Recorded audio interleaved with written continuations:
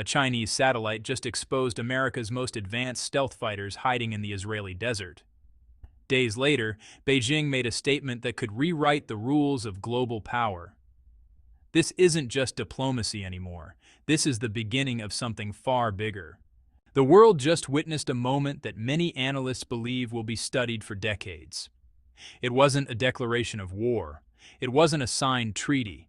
It was a single press briefing in Beijing, one that might have quietly drawn a red line across the Middle East. When a journalist from Iranian state media stood up and asked China's foreign ministry spokesperson a straightforward question, the room went silent. The question was simple, but loaded. If the United States launches a military strike against Iran, will China stand with Tehran? Mao Ning, calm and measured as always, didn't say yes outright. But what she did say sent ripples across diplomatic channels worldwide. She declared that China backs Iran's right to protect its national sovereignty and safeguard the interests of its people. Then she went further, stating firmly that Beijing opposes any use or threat of military force in resolving international disputes. It was classic Chinese diplomacy, careful, calculated. But this time, the timing made it anything but routine. Let's rewind for a moment. This statement didn't come out of nowhere. It landed right in the middle of high-stakes nuclear negotiations happening in Geneva between Iranian and American officials. Tensions were already sky-high. The United States had been ramping up its military footprint across the region at a scale rarely seen outside of wartime. And then, just as the world was watching those talks unfold, something unusual happened.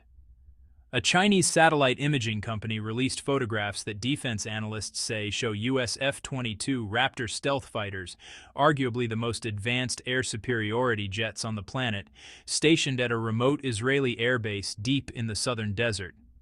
The base is called Ovda, and it's not exactly a household name. But to military strategists, its location and secrecy make it incredibly significant. These weren't just any planes. The F-22 is the kind of aircraft you deploy when you're preparing for the most complex, high-risk operations. It's designed to dominate the skies, to strike without being seen, and to operate in heavily defended airspace. Seeing multiple F-22s outside of their usual rotations or training exercises is rare. Seeing them in Israel during a period of escalating threats toward Iran, that's a signal. The satellite images didn't stop there. They also appeared to show a U.S. Patriot missile defense battery positioned nearby, another layer of protection in case things go sideways. Israeli media picked up on the story quickly, and independent flight trackers began piecing together the puzzle. According to their data, a formation of F-22s had departed from a Royal Air Force base in Britain and flown eastward toward Israel. Most made it. One reportedly turned back due to technical issues. More aircraft were tracked arriving in Europe shortly after, suggesting additional waves could be on the way. If those deployments continue, the number of American stealth fighters in the region could reach levels not seen since the height of major combat operations in the Middle East. The bigger picture. But the F-22s are just one piece of a much larger operation. According to reports from U.S. defense officials and allied intelligence sources, Washington has been quietly assembling one of its most formidable military buildups in years. We're talking aircraft carrier strike groups, tens of thousands of troops, advanced fighter squadrons, naval destroyers armed with guided missiles, and support infrastructure spread across multiple countries. The USS Abraham Lincoln Carrier Group is positioned in the Arabian Sea. The USS Gerald Ford, another nuclear-powered supercarrier, is operating in the eastern Mediterranean. Together, these two battle groups carry more than 150 combat aircraft and represent an enormous concentration of firepower and strategic reach. And it's not just about ships and planes. Satellite imagery released by that same Chinese firm showed American KC-135 refueling tankers arriving at bases in Saudi Arabia. Increased activity was detected at the U.S. military facility on Diego Garcia, a tiny island in the Indian Ocean that serves as a critical logistics hub. Multiple deployments were also observed in Qatar and other regional installations, including additional missile defense systems being moved into position. What's striking here is how much of this information is now visible to the public. Modern commercial satellite technology has advanced to the point where private companies, especially those based in China, can track and publish detailed images of military movements in near real time. It's a new era of transparency, and it's changing the way nations project power and manage secrecy. So here's where things get even more complicated. At the exact moment the United States was positioning its forces, new intelligence reports began circulating about a potential arms deal between China and Iran. According to sources close to the negotiations, Tehran is on the verge of acquiring a highly advanced anti-ship cruise missile system from Beijing, known as the CM-302. This isn't just another weapon. The CM-302 is designed to do one thing exceptionally well: destroy warships. It flies at supersonic speeds, hugs the surface of the water to avoid radar detection, and can hit targets nearly 300 kilometers away. Naval defense experts describe it as one of the most dangerous anti-ship missiles in existence, specifically because it's so hard to stop once it's launched. If Iran gets its hands on these systems, it would dramatically shift the balance of power in the Persian Gulf. American aircraft carriers, destroyers, and supply ships operating in those waters would face a threat level they haven't encountered in decades, and that's exactly the point.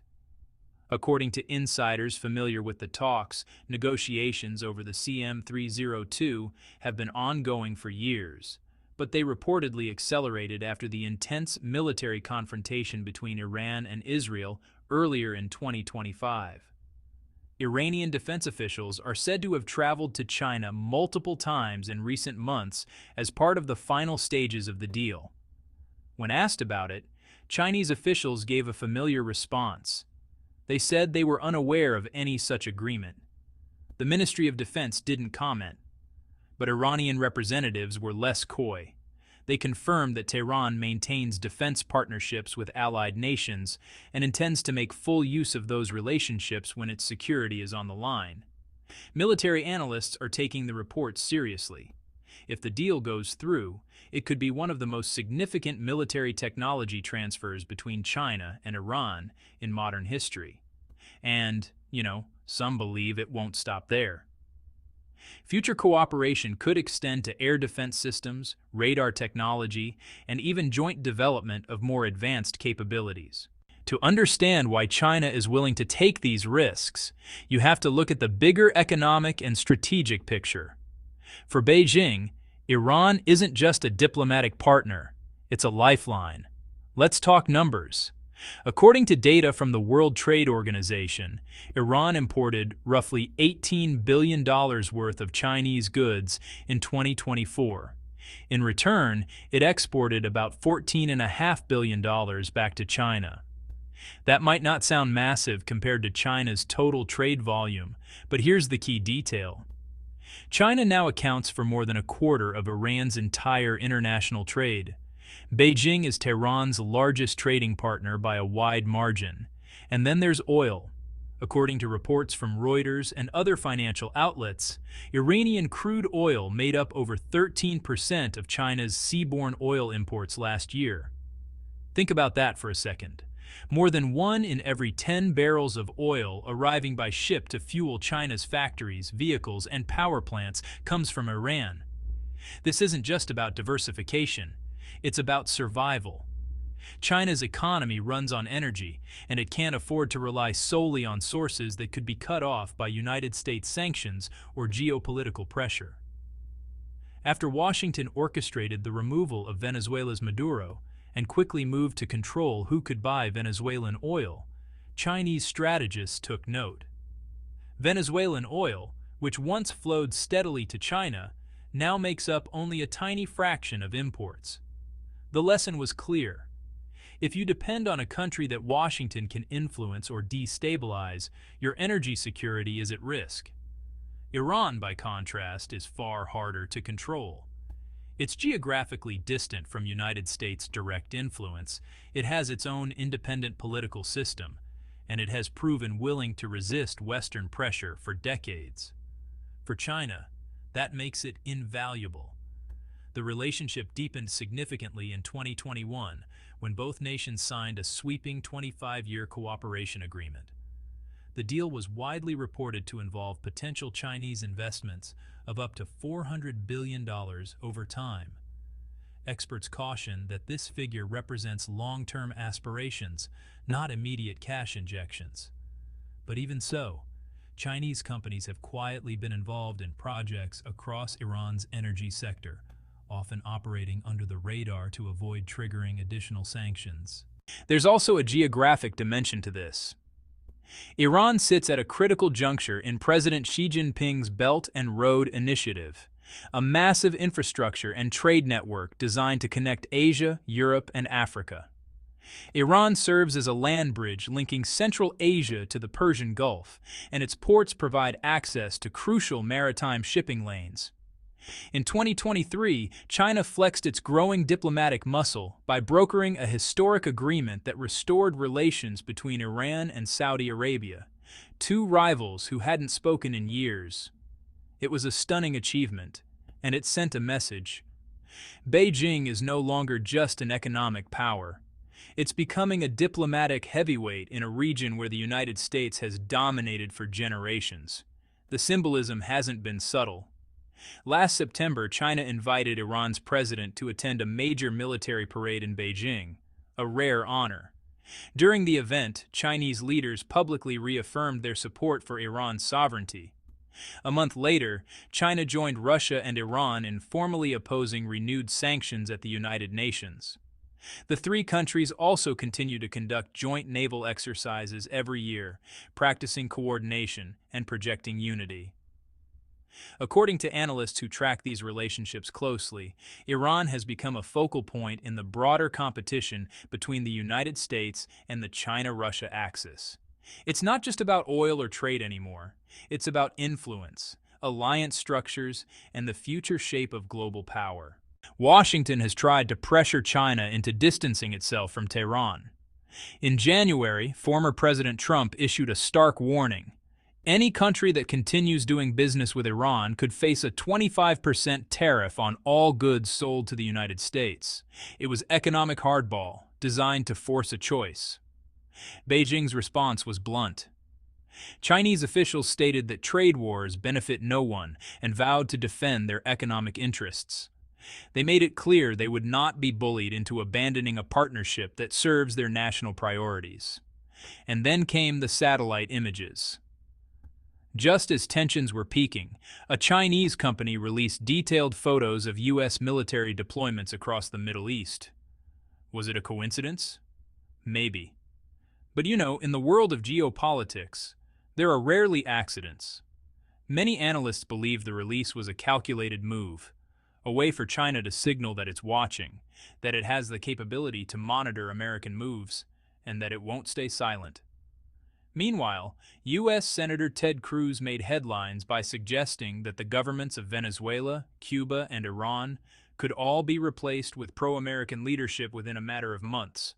It was an extraordinary statement, and Beijing took it seriously.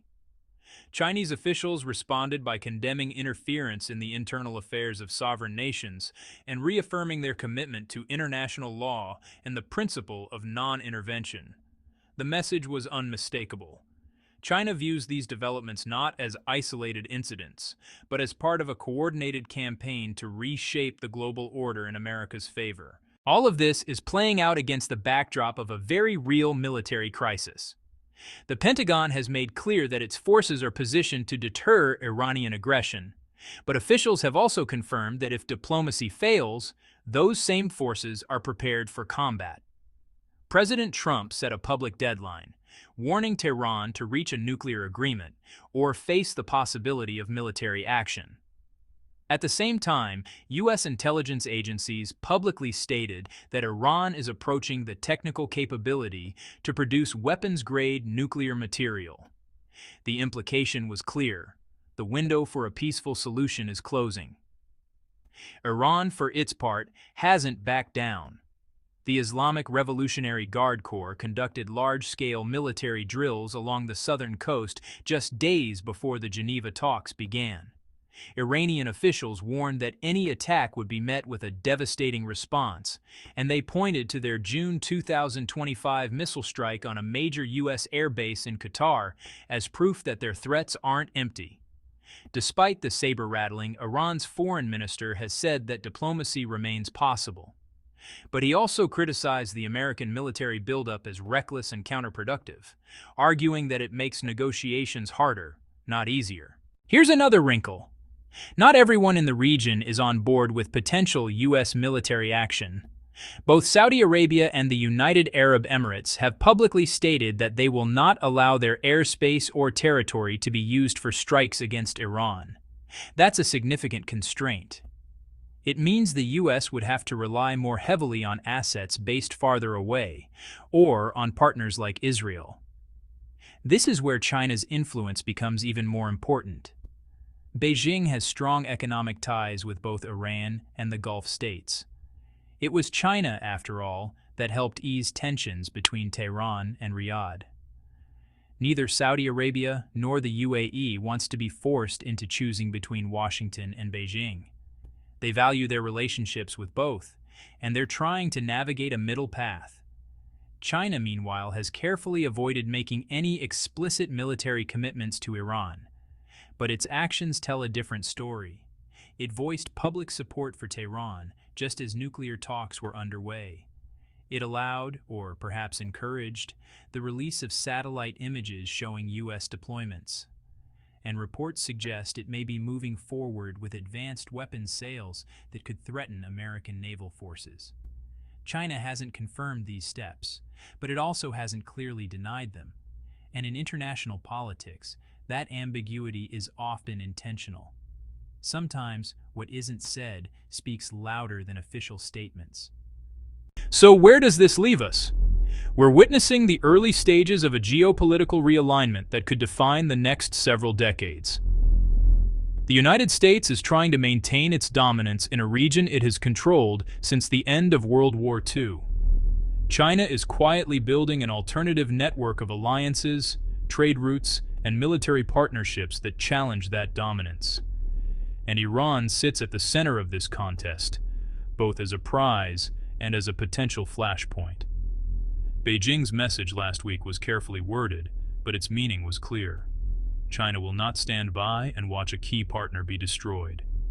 It will use diplomatic language, economic leverage, and strategic ambiguity to protect its interests, and if necessary, it will provide the tools that allow its partners to defend themselves. Whether that leads to open conflict, a tense standoff, or an eventual negotiated settlement remains to be seen. But one thing is certain: the era of unchallenged American power in the Middle East is over. A new game has begun, and the players are no longer playing by the old rules. The question now isn't whether China will support Iran. The question is how far Beijing is willing to go, and what price it's willing to pay to ensure that its vision of the world, not Washington's, shapes the future. So what do you think? Are we watching the beginning of a new Cold War, or is this just strategic posturing that will eventually cool down? Drop your thoughts in the comments. I read every single one. And if you found this breakdown valuable, hit that subscribe button. We're covering the stories that shape our world, one deep dive at a time. Thanks for watching, and I'll see you in the next one.